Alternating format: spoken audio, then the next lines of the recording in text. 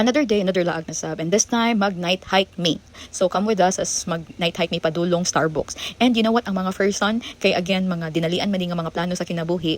Like an hour before sa among hiking, hapit sa amig Decathlon, kay murag di siya maayo among mga sapatos nga pang running, kay garbage daw dito kakuan, lisod sakon. Char, lisod boy. But yeah, malit may og mga headlamp, bag, and then, bait putan na itong sungkod, may gani kay, wa mining palit, kay gitagaan mini Madam Aura. Ing ani day ang magkuan ka, pa-counter ka day sa Decathlon, ikaw na, like automatically, once ibutang nimo imong mga gamit dito mo, automatic na siya detect.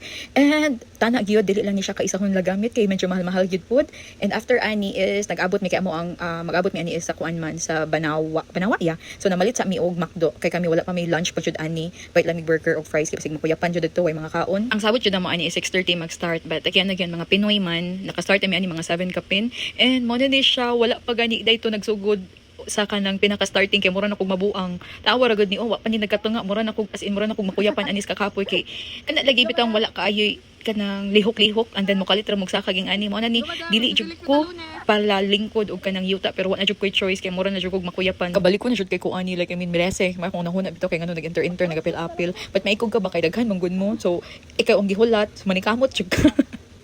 Very easy pero worth it na jud siyang experience like I mean kana bitang lami pag siya ibalik so sa mga naka-try dadto di jud siya lalim tanaw wala gyud mga pasaka ani na mga bato so jud to among decision nga nagpalit jud mig sapatos nga pang hike kay kung katong normal nga sapatos nga pang running basig dugay ra ko naligid diri nga na siya og grabe nga na kalisod karon di ba naguyon kog sungkod dili na ako dapat kang kuan to gipahulam sa ako ni Madam Aura kay kung wa paambot lang sa may nagpausa ani sa among view palay moon. Care ko, Bob? Yeah. Patro pa ka? Oo. Ikaw lang. So, good sila. Kita maklaro. So, fast forward, after mga 1 hour and 30 minutes, manata, nakaabot na in town, may nakaabot na diri sa Starbucks. So, mo ni siya, how it looks like ang Starbucks. Dagan siya gananan.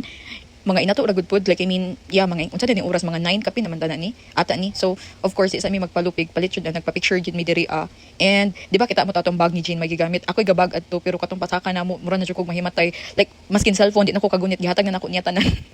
And look at the view. Grabe kanindot yun. Like, dili ma-justify sa camera ang kanindot ani personally. And then, after atong sa Starbucks na ito pa mi sa unahan gamay, nag-hike pa mi dito pa unahan. And then, mauna ni siya nga time aning balik na milahi na nga trail among giagian. Ambot paspas siya. Mas dali rami ani naabot. Pero, grabe hindi ka pangpang. Like, I mean, isa ra nimo kasayo, magtanga-tanga ka, hulog jud ka. So, pag naog na mo, nagplano na jud mi nga mga pipod. And then, dito ta na mi sa Scorio nga Starbucks. Kay puno jud kayo. As in, wala jud matambayan. So, nahulog mi diri sa Highlands nga coffee shop. Diri sa may IT Park. And nangaon na lang sa migban mi. Mamalik daw mi sunod. So, sa ganahan mo uban, pag-ingon lang mo. So, yeah, that's it. Kuyog tanin niyo. Bye.